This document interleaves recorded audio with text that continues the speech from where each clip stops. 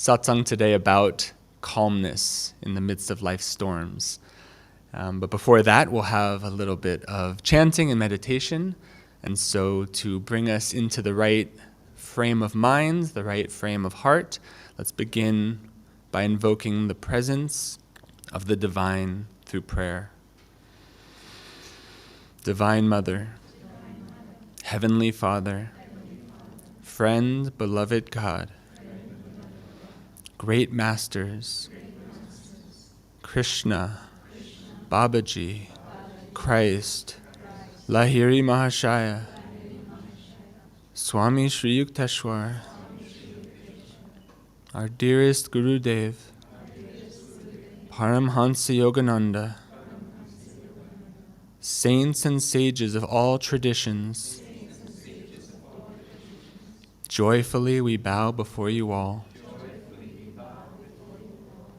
Divine Mother, be with us.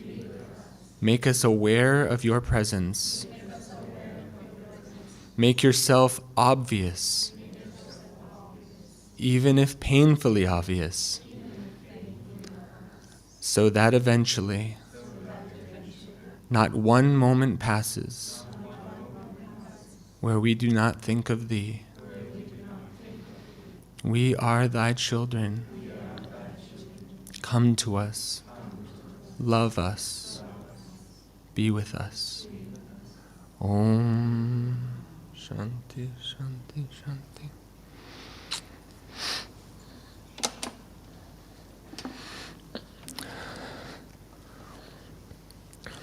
Chant together this chant of Masters,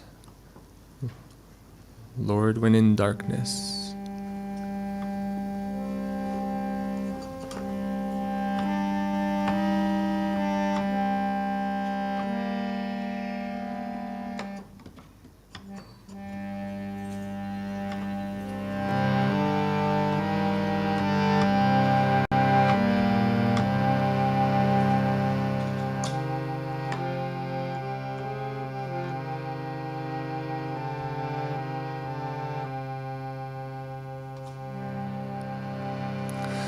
Lord, when in darkness, Lord, in confusion, always I'll follow thee. Lord, when in darkness, Lord, in confusion, always I'll follow thee.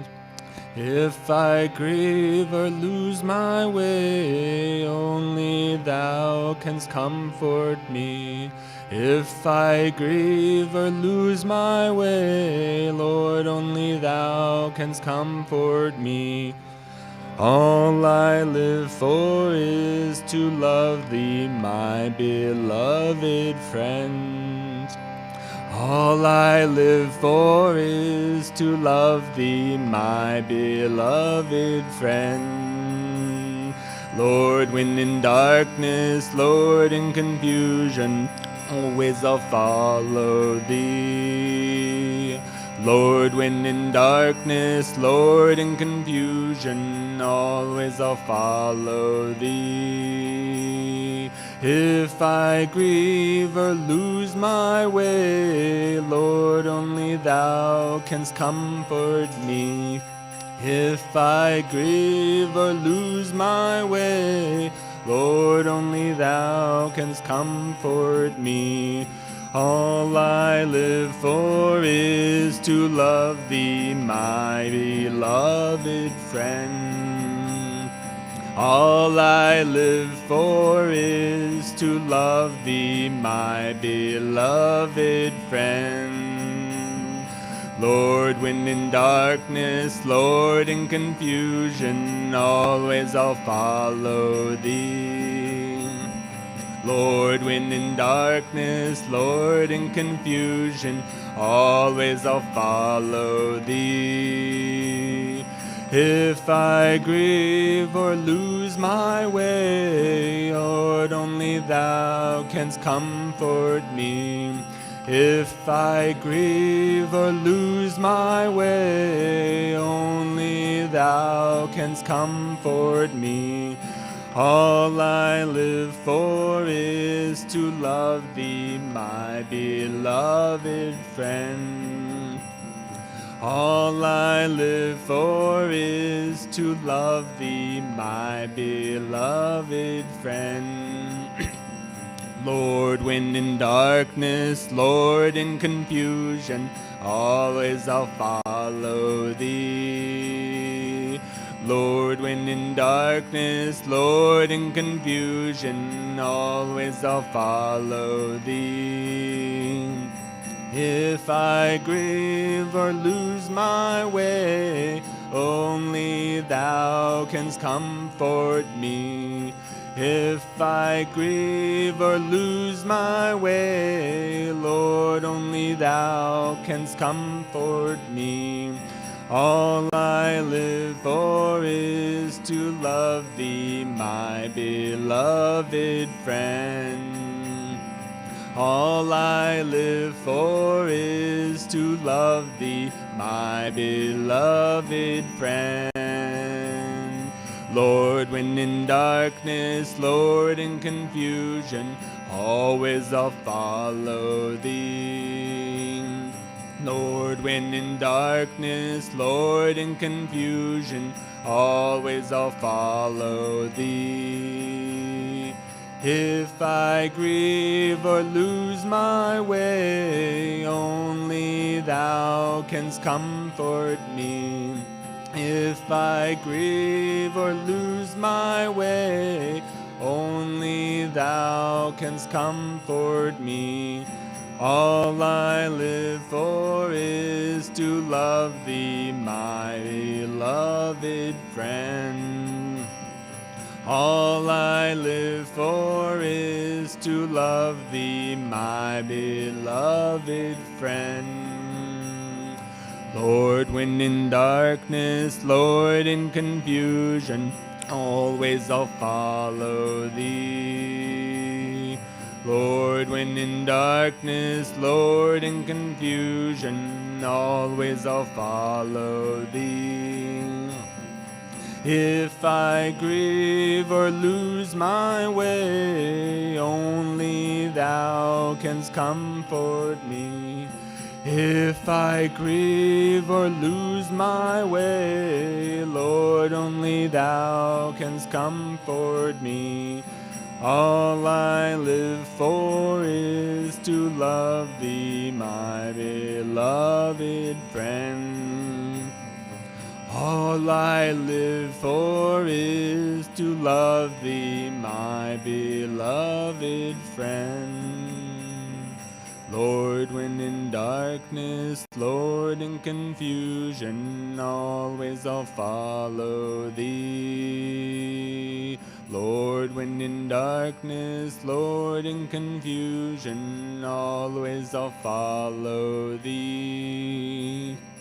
If I grieve or lose my way, only thou canst comfort me.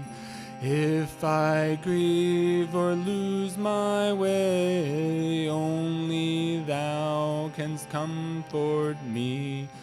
All I live for is to love thee, my beloved friend.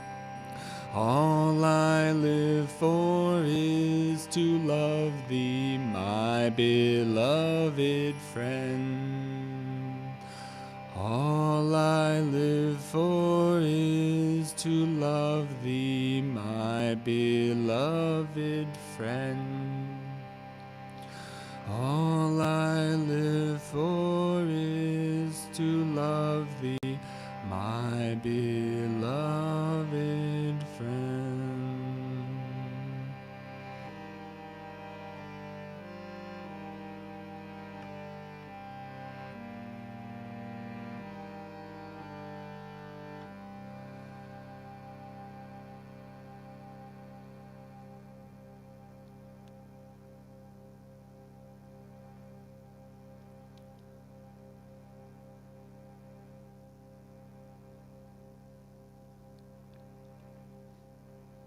Be aware of the energy the devotion that we've awakened by singing this together, by listening to these words, this beautiful affirmation, all I live for is to love thee, my beloved friend.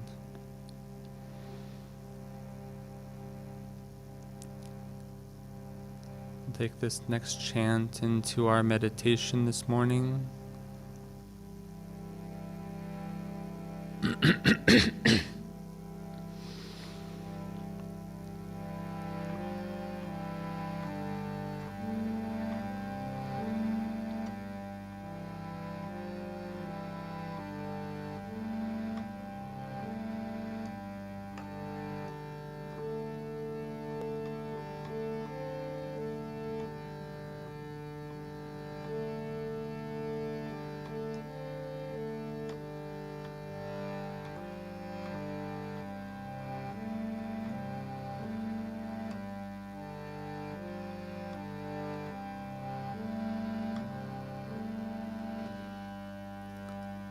I have made thee pole star of my life. I have made thee pole star of my life. Though my sea is dark and my stars are gone, though my sea is dark and my stars are gone, I see the path through thy mercy. Still I see the path through thy mercy. I have made thee pole star of my life. I have made thee pole star of my life. Though my sea is dark and my stars are gone, though my sea is dark and my stars are gone, still I see the path through thy mercy. Still I see the path through thy mercy. I have made thee pole star of my life. I have made thee pole star of my life. Though my sea is dark and my stars are gone, though my sea is dark and my stars are gone, still I see the path through thy mercy. Still I see the path through thy mercy. I have made thee pole star of my life. I have made thee pole star of my life. Though my sea is dark and my stars are gone, though my sea is dark and my stars are gone, still I see the path through thy mercy. Still I see the path through thy mercy. I have made thee pole star of my life. I have made thee pole star of my life. I have made thee pole star of my life. I have made thee pole star of my life.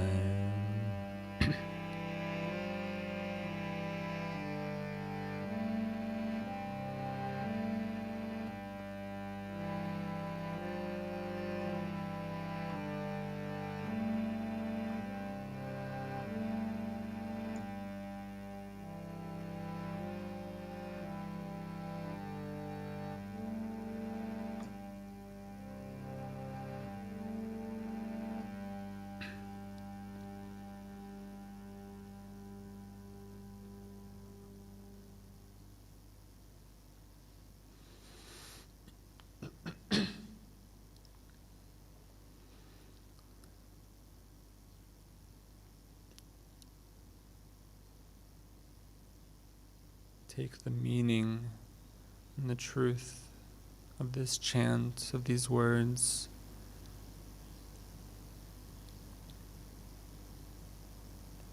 The belief and the knowledge that our life has but one pole star, Divine Mother's invisible hand in our lives.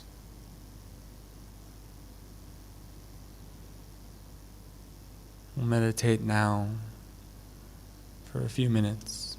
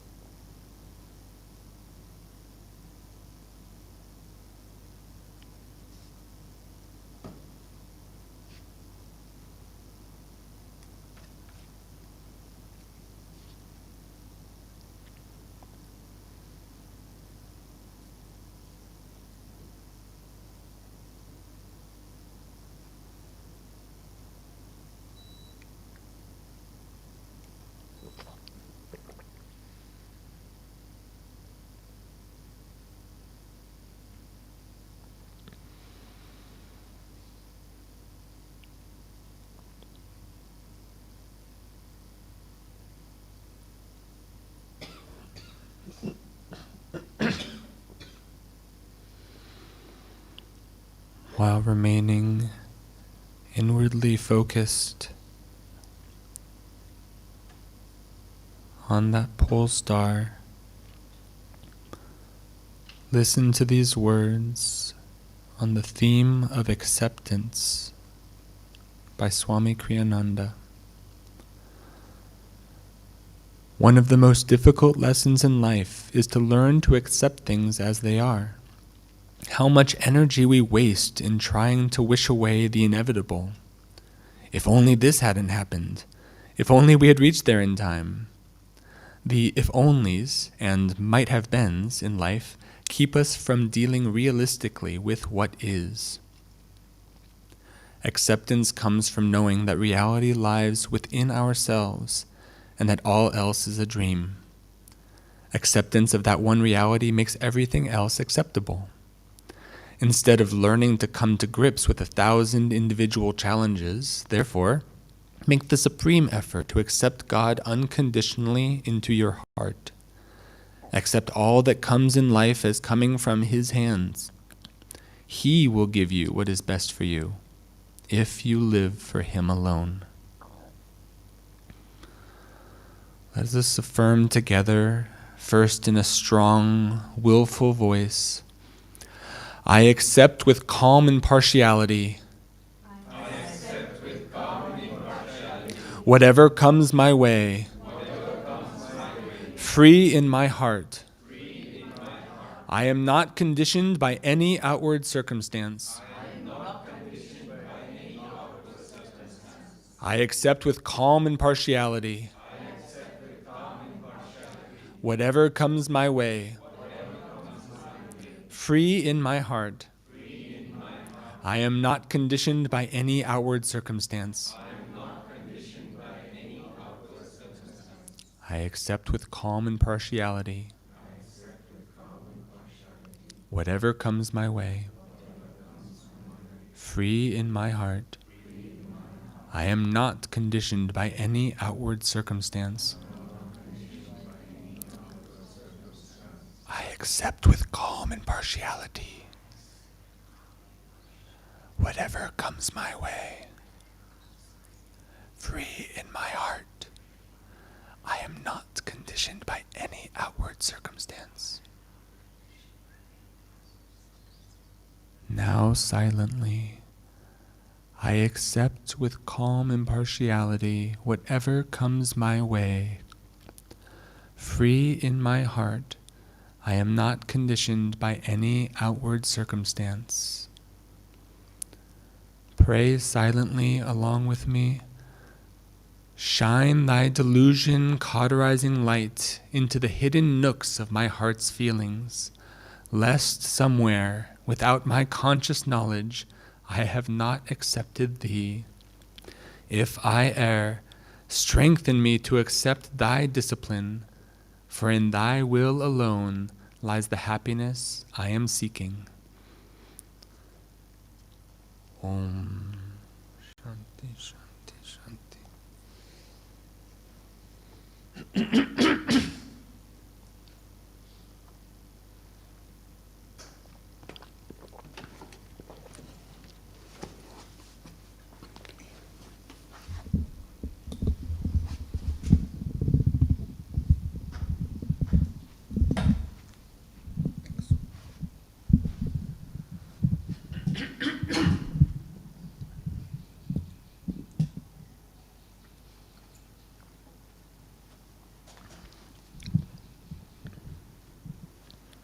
Good morning again, everyone. It's a pleasure to be with you. For those of you who don't know me here or out there, my name is Aryavan. I serve as co-director for Education for Life here in India. And, developed a frog in my throat. Hopefully he doesn't escape. And today we're talking about remaining calm in the midst of life's storms. There's a famous quote by Master that the purpose of the spiritual path is basically to allow us to remain unshaken amidst the crash of breaking worlds. And I've always loved that image because it's so visual. You can almost picture a science fiction film, two planets, drawn together by gravity and eventually actually hitting, and the lava and the flames and the massive chunks of rock jumping up into space. And then you picture one person standing there on one of those chunks, remaining unshaken. Now, most of us, I think it's actually fair to say all of us, won't experience that literally happening in our lifetime. But we do, many of us, I think actually all of us, experience that on some level throughout our lives. Life is challenging. The trick is life, unfortunately, is supposed to be challenging. This is, as they say, not a bug, but a feature. This is the way life is actually supposed to be. Because if you zoom out, why are we here? What is the mark of someone who is joyful and happy? You meet someone who's lived a full life and they have a particularly keen sense of inner joy. Not everyone does, but I think we've all met someone like that. If we look at their life, it usually wasn't easy. They didn't just go into the right school, get the right job, meet the right partner. I mean, some of these things might have been there, but often it is the mark of a joyful person that they have found the right way to move through life. We have a lot of, using that film metaphor, we have a lot of examples in popular movies of crashing worlds. The entire Marvel cinematic universe comes to mind. Big heroes fighting against colossal evils and challenges, and really stakes that the whole world is on the line. But for whatever reason, the examples that we're given of how to meet those challenges don't often show calmness. Usually there's maybe a grim determination.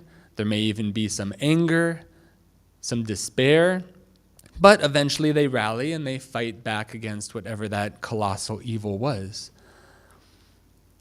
But the question is, if you become angry meeting against your challenges and you overcome the challenge, have you overcome it at all? What is the purpose of life?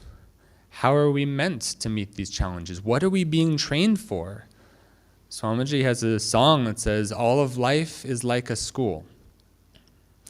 And when you look at those people who've grown, who seem to have ended their life and felt very happy, what you notice is a common theme, a thread that runs through all of their lives, which is they've learned to meet life's challenges with calmness. So if that is the mark of a successful life, and all of the masters of all traditions say something very similar, we have to be unaffected by the waves, by the torrents that come to us. And they will come. It'll look different for you than it does for me. Outwardly, your torrent might look much worse than mine, but mine will affect me just as badly, just as much. It'll be just as strong of a wave because it is tuned to my needs as an individual. It's tuned, you could say, to the karma that I've accumulated. And it's no less hard. So the first step is to have compassion for everyone because they're going through, or have gone through, maybe not in this moment, but they're destined to go through something that challenges them. So when thinking about calmness, those of us on a spiritual path, many of us here, disciples of Paramahansa Yogananda, we have a pranayama technique, a meditation technique called Kriya Yoga. And of course, meditation in general, everybody knows now. It's all over the news even. You find it in schools, you find it in businesses. Meditation is a tool. So I thought instead, we'd try to find some other tools to help us. How can we become calm? How can we not become angry or sad or upset or dispirited?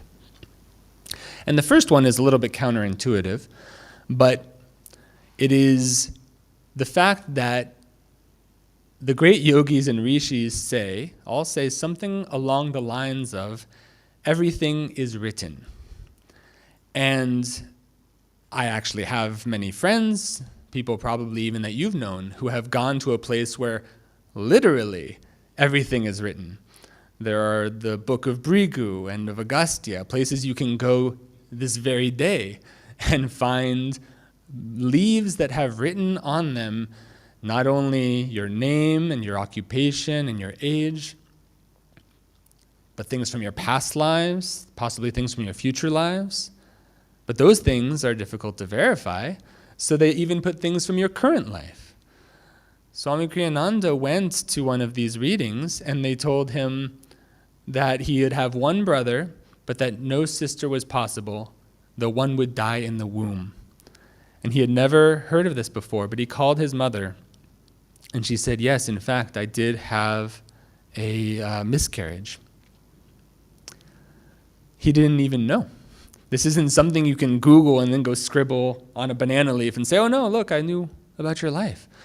And these were written, the current versions were written down hundreds of years ago, but the sages who wrote them originally thousands of years. Now this is a little bit of a scary thought because it makes us ask, is there free will? If everything is written, does what we do matter? But before we get there, let's allow for the possibility, as a thought experiment, that everything is already written, that every single event in our life is going to unfold the way it's going to unfold, and there's nothing that we can do about it. Now, the culturally American in me thinks that's a terrifying thought. You mean I don't have freedom? I can't use my willpower and energy to make anything I want happen? I can't just overcome this obstacle? But if you reflect on it, there's actually something very comforting about that. Because we have conditioned ourselves, or we've been conditioned to believe that we are responsible for everything that happens to us, that we have to go out and make everything happen. And there's a layer of that that's true, and we will talk about that. But for a moment, let's allow ourselves to relax in the thought that everything is written. Everything that happens to us was written by somebody wiser than us, perhaps. It was written by our karma. It was written by our past desires, our past mistakes, our past successes. But in a world where we don't have to control everything, where we don't have to go out and make sure that we're always working for our advantage, where we're making sure that we get what we need, there's something very liberating in that. And then when something comes, a challenge, you don't get the promotion, or worse, you lose your job, or worse, you lose your home. These are challenging things. But if it's written, what can you do? It's funny, I didn't even know that the reading for this week was going to be on acceptance. But everything that comes, when we talk about calmness, we can't not talk about acceptance. Because even if we don't believe that everything is written, we know that there are things out of our control. We can't control the stock market. I can't control the price of Bitcoin, much as I might like to. These are out of our control. Huge tidal influences that affect our daily lives are completely beyond our control. And there are people out there who believe they're within their control, but even they are probably wrong. So the first step is to try to accept everything that comes as something for you to experience. Yoganandaji said, everything is here for our education and entertainment. And it's much easier to be calm when we're being educated, but more importantly, being entertained. And of course, it's not easy. This is one of those situations where you want to practice when it's easier. Practice in the small things so that when something colossal happens, when you miss the big flight or lose out on the account, or even when somebody close to you passes away, it gives you the opportunity to be thankful for what you do have and what you did have and what you're going to have. Another aspect of this, going a little bit away and kind of reintroducing the hope that we do have some free will, is the idea of everything happening for the best. Now, this is one of those things that takes a little bit of introspection. We have to watch, because as long as we're let's say, overcome by the moment. It's good to be present in the moment, but we're overcome by the moment. It's all we can see. We have blinders on. Things can seem very bad. One time I did miss a flight, and I was very upset because it was a transcontinental flight. I was stood to lose a lot of money. But when they rescheduled my flight, it was for a week later, and I was supposed to go and meet a friend in Ireland, which was going to be very fun. But I wasn't able to do it, and so I had to go directly to Italy a week later to meet Swamiji. But what ended up happening in that extra week was I went to go visit Swami Kriyananda in Haridwar, and it was a profoundly uplifting experience for me. I felt like it was a true darshan. Now, in the moment, all I could think of is how much money I was wasting. Oh, I didn't get to go to Ireland. But if I'd gone to Ireland, knowing this friend, probably would have been pub hopping or, going around doing whatever, but not meeting a saintly person and having darshan. So when we talk about our lives being written, we can think, okay, it's written by our karma. So good things will happen, bad things will happen. But I think there's another way to look at this, which is only good things happen. Everything works out for the best. I had an experience on Friday. I was flying here from Delhi, and I got, my flight was delayed. And I think what happened was it hadn't sold well enough, so they just pushed us on to another flight and said it was delayed. But essentially, I was staying with a friend, and they had made me dinner. They always insist. It's one of those things that I've grown accustomed and actually really grown to a love about Indian hospitality, is that no is not an option. I'm giving you food. It's just a matter of how much. So, and I'm going on a plane. I mean, it's not always convenient. But, so I was a little bit in a rush. I wasn't paying attention. So they handed me the food, and I felt it, and I was like, this is kind of heavy, but okay, I'll deal with this later, because I was also a little late. As it was, I left at 6:40 for an 8 p.m. flight, which I don't fully understand myself. But I get to the plane, and I'm very, very late, and I get on, and I have to hand my things to the guy because I'm sitting in the window seat, and then I have to go find a place way in the back for my bag because I was the last person on the flight. And, all of this was happening. There's commotion and chaos, and I'd like to think that I, was remaining calm in the midst of all of this, and, let's say that I was. But eventually, I ended up next to them, and even my food had to be put up. So first they said, you have to take your bag and put it up, but I was, I had my personal item and I had my food, so I was going to put those in the seat with me. But I was in an emergency exit. I booked early because I'm a very oddly shaped individual. I need a little extra space. So I wasn't allowed to put my backpack. So then I said, okay, I'll put my backpack up. Fine. I'm taking my food to my seat. They're like, oh, no. You can't even have that there. So each thing was taken away from me. And I was just like, at this point, I was just grateful to be on the flight, because really they should have left me because I was that late. So I was just happy to be there. I sit down and I look at just out of the corner of my eye, I see Babaji. And, that doesn't happen all the time, but it happens sometimes. So I look down, and it's the screen lock of my neighbor's phone. I was like, oh. Yeah, and I've grown now to the point where I'm not so surprised by this. This is kind of a thing that tends to happen, because things do. You're a follower of Mahavatar Babaji? And yeah, me too. And I had a picture in my wallet of Babaji, and so we were talking, and he's from a different line, and all of that was very sweet. And a lot of beautiful things happened. It was a very lovely connection conversation. But one of the interesting things was, and this was only revealed to me later, when I finally opened my dinner, I had been packed 3 dinners. 3 full, for me, at least what I would consider 3 full dinners. They considered it a snack, but for me this was 3 separate paneer rolls in separate containers, all perfectly matched. Now what I came to find out shortly after I saw the gentleman on the aisle seat who was with him look at his menu and put it back in, not disgust, but he didn't like anything that he found there. I said, would you all like to share my meal?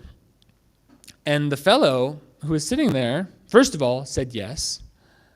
But then, actually, this was kind of almost odd to me at first. He started to cry.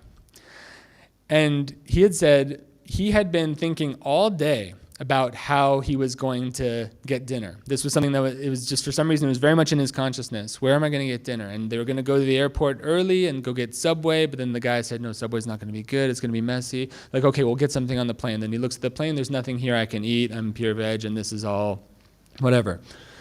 And he said he had prayed to God. What should I do?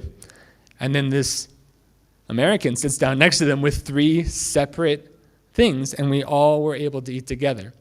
Now, this is an extraordinarily small thing, but these are the kinds of moments that we have to look for in our lives, that we have to be always looking for.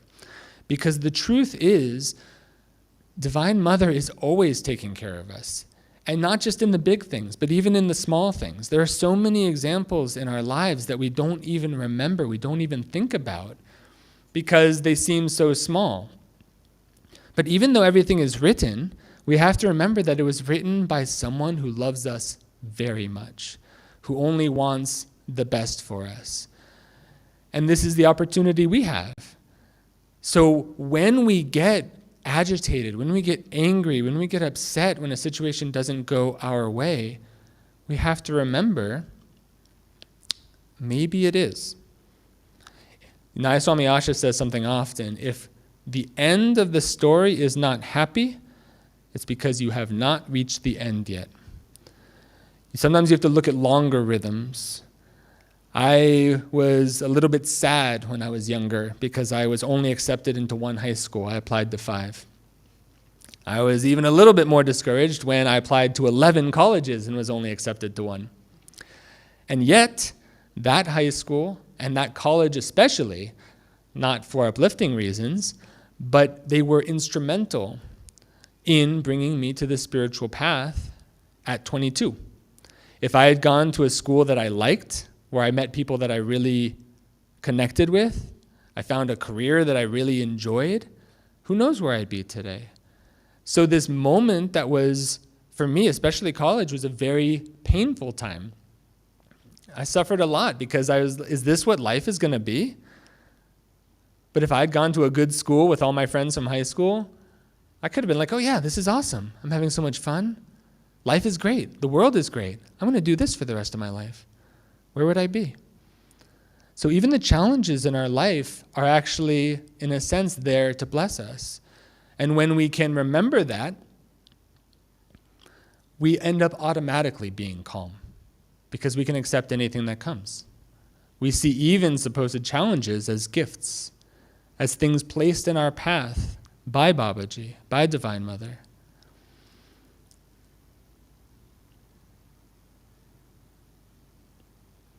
There's one thought I want to try to find. Well, in any case, the last part of it is, even though I said I wouldn't say this at the beginning, is meditation. Not only because meditation makes us calm, of course we know that, but because meditation gives us the perception, gives us the ability to see these patterns in our life, gives us the ability to see all of the times Divine Mother makes herself present and available and seen in our lives. I can't tell you, in the last 4 months in airports, I have sat next to or met in the airport 4 different devotees, either of Master or of Babaji. I was coming into the country from Italy, going through customs, and they said, they looked at my visa, Ananda Sangha, what is that? I said, well, we're disciples of Paramahansa Yogananda. And with no look of recognition or anything on his face, he said, oh, have you been to Babaji's cave? Like, yeah, actually, I just was there. And before I could ask a follow-up question of how do you know what that is and everything, stamp, go. Because it also didn't matter. But they're always trying to remind us, sometimes very obviously like this, but sometimes in very subtle ways. And that's what meditation does for us. It allows us to see, allows us to develop that intuition that allows us to recognize, oh, God's hand, God's invisible hand was actually pulling all of the strings the whole time. And if we can transfer our desires of, oh, I want the situation to be like this, I want the world to be like this, and if it isn't like that, I'm going to be angry. Transfer that to God is the doer, God is writing the show. All I have to do is go for the ride and try to be as happy as I can while it happens. Calmness automatically comes. One thing that was interesting to me was I felt in that arriving on the plane and having to put one bag here, one bag there, one bag here, then that bag goes there. I thought I was actually a little bit agitated. But the fellow who had come on before me, apparently, I only found this out at the end of the flight from my neighbors. That fellow apparently was very late, by the way. This was our fault. He was cursing at the flight attendants. He was muttering under his breath, how dare you do this to me? Why do I have to put my bag back there? All of these different things. And then this Gora comes in, and he's like, oh, yeah, let me get that. Oh, I mean, I thought I was a little bit agitated, but he saw this incredibly calm guy, and he was actually inspired by that. At least that's what he said. And this is the other piece of it, because as devotees, whether you're a disciple of Master, a disciple from another path, or you're just a disciple of God, we have a responsibility, actually. We have the joy of getting to be calm in all circumstances, but we also have a responsibility, because everything we do is an example to others. And in one sense, there's not that many of us. There are many people who are doing good things, but we have a responsibility and an opportunity to be more calm, more joyful, not only for ourselves, although that's important too, but even more especially as an example for others.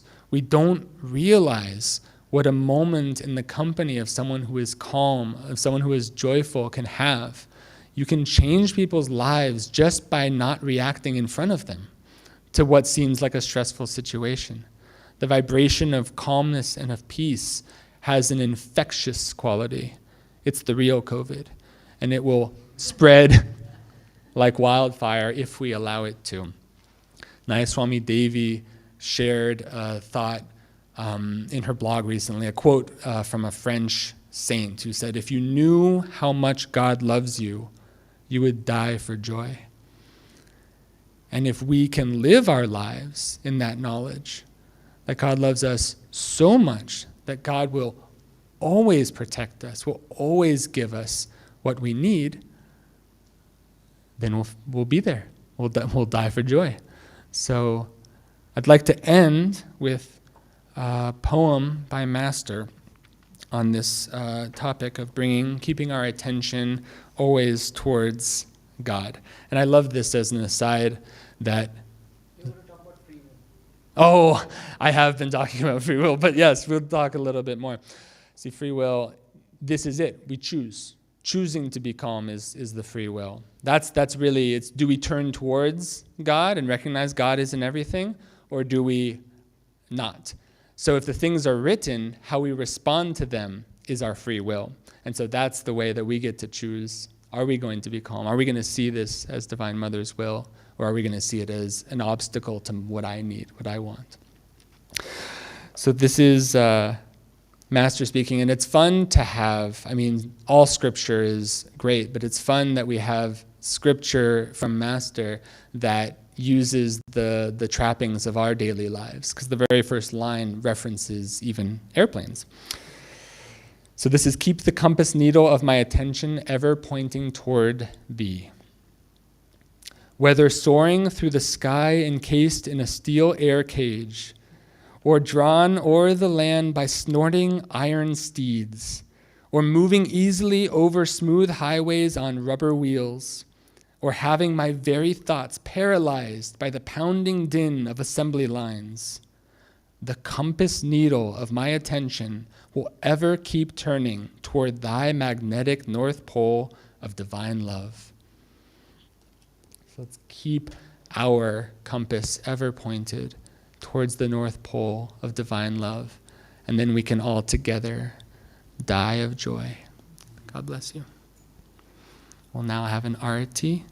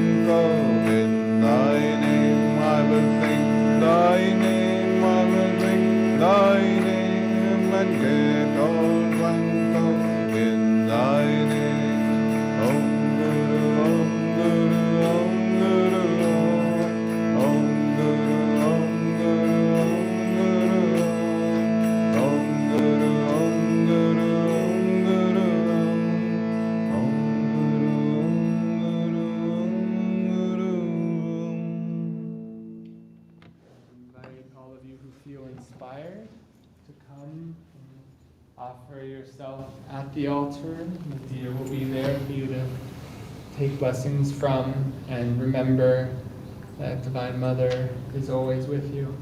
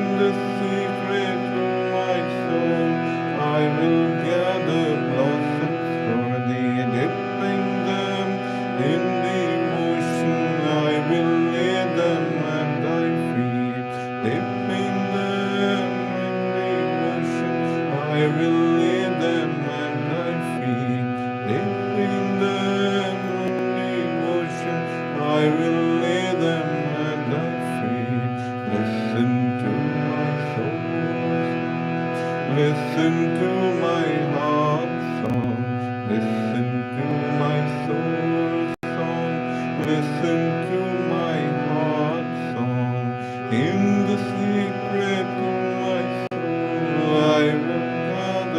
blossoms for the dipping in devotion. I will lay them at thy feet. Listen to my soul song. Listen to my heart song. Listen to my soul song. Listen to my heart song. Listen to my soul song. Listen to my heart song. Listen to my soul song. Listen to my heart song. In the secret of my soul I will gather blossoms for thee, dipping them in devotion. I will lay them at thy feet, dipping them in devotion. I will lay them at thy feet.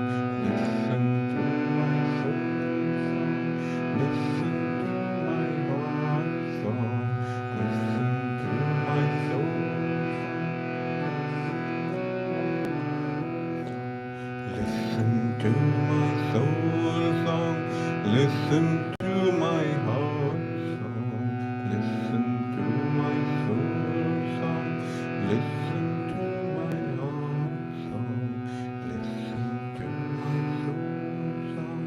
Listen to my heart song. Listen to my soul song.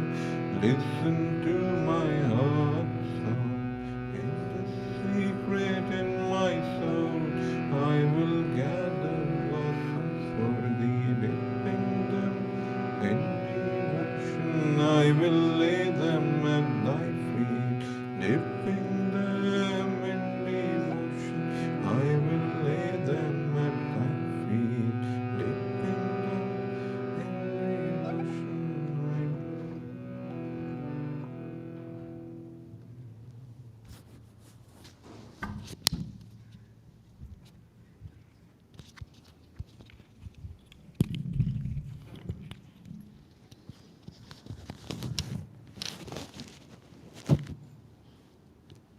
Let's end this satsang now by sharing the inspiration, the vibration, the joy we've been able to perceive this morning and spread it throughout the entire world, enveloping all those in need of upliftment, of joy in their lives with that vibration.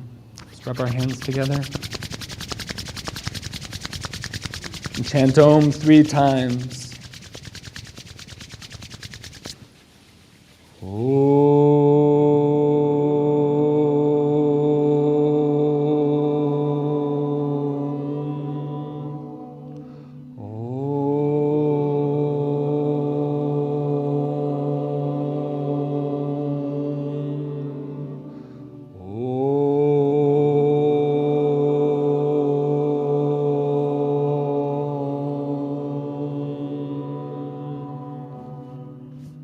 Divine Mother, may thy love shine forever on the sanctuary of my devotion, and may we be able to awaken thy love in all hearts. Om Shanti Shanti Shanti.